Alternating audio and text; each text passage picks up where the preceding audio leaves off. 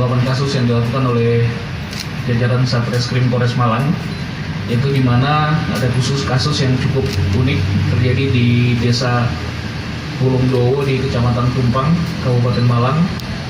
Ada seseorang yang berusaha melakukan penipuan dengan mengaku sebagai seorang gus atau sebagai seorang tokoh agama yang terkenal dari Kalimantan Selatan, kemudian menipu beberapa orang yang berkeinginan untuk minta tolong diberangkatkan haji oleh bus ini. Jadi ini kejadiannya berawal dari kira-kira bulan Juli 2020 yang lalu. Ada pengajian di tempat pesantren Gus Nurul di Kecamatan Tumpang. Nah, si tersangka ini kemudian mendatangi pengajian tersebut dengan menggunakan baju koko, kain sarung. Ini yang kami perlihatkan di sini. Kemudian mengaku di tempat pengajian tersebut dan mengenalkan diri kepada Gus Nurul tersebut sebagai seorang Gus yang bernama itu Gus Juan Panetas yang berasal dari Martapura, Kalimantan Selatan. Nah, beliau ini menyampaikan kalau dia punya kemampuan untuk mengobati penyakit secara manual, mungkin dipijat ataupun minum ramuan-ramuan tertentu, sehingga ada beberapa orang jemaah dari pengajian ini yang menemui khusus Gus Gadungan ini untuk awalnya untuk minta obat-obatan supaya disembuhkan dari penyakitnya. Nah, kemudian dari pembicaraannya antara Gus Gadungan ini dengan salah satu korban, yang pertama itu Pak Bas namanya. Mereka akhirnya berbicara, kemudian Pak Bas ini menyampaikan keluhan bahwa dia nanti akan berangkat haji di tahun 2025. Tapi istrinya belum terdaftar dan punya harapan agar istrinya itu bisa berangkat bareng-bareng dengan Pak Bas ini. Nah, si Gus Gadungan ini mulai mengeluarkan jurus tipuan-tipuannya, menyampaikan kalau dia punya teman di kantor Departemen Agama Pusat di Jakarta, kemudian bisa diberangkatkan lebih awal dan bareng-bareng dengan istrinya, dan sehingga akhirnya korban tergiur dan mau mendengarkan arahan ataupun permintaan dari Gus ini. Nah, itu pada si korban, Gus ini sempat minta uang 10 juta untuk beli handphone. Ini handphone yang ada di depan rekan-rekan semuanya, dan dinyatakan itu untuk komunikasi secara intens dengan temannya yang ada di kantor Departemen Agama Pusat.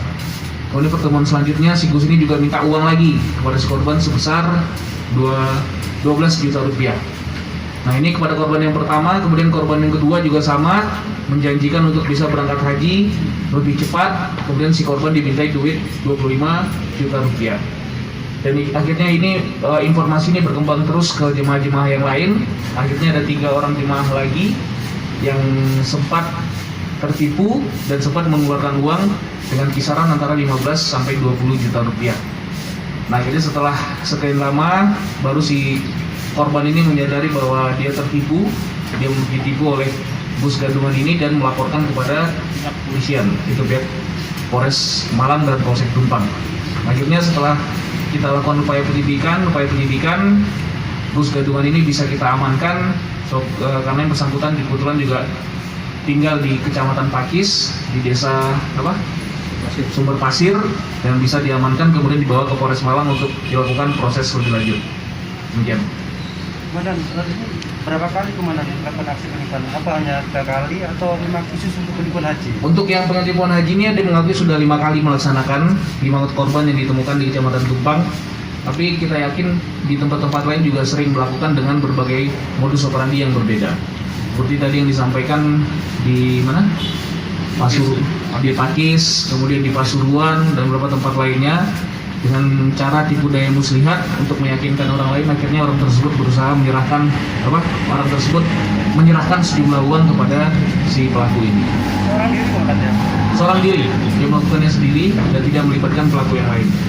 Uang hasil kejahatan ini, pengakuan dari si tersangka, dipergunakan untuk senang-senang, untuk kepentingan pribadi, dan tidak sama sekali pernah diperuntukkan untuk kepentingan pengurusan haji dari korban-korban tadi. Kemudian juga pengakuan dari si tersangka ini bahwa dia juga sudah pernah melakukan di berbagai tempat lainnya, tapi dengan modus operandi yang berbeda. Ancaman hukuman yang kita kenakan yaitu pasal 378, juga pasal 372, ancaman hukumannya maksimal 4 tahun penjara. Sarana pelaku meyakinkan korban ini apakah juga saling mengenal atau gimana? Jadi dari omongan-omongan saja, ya dia meyakinkan korban bahwa dia punya kemampuan untuk menyembuhkan, kemudian punya teman di kantor Kanwil Departemen Agama Pusat, kemudian pura-pura menelpon seakan-akan dia benar-benar menghubungi temannya itu, kemudian dia menggunakan pakaian koko dan pakai sarung sehingga terlihat seperti Gus yang benar-benar dihormati dari Pulau Kalimantan.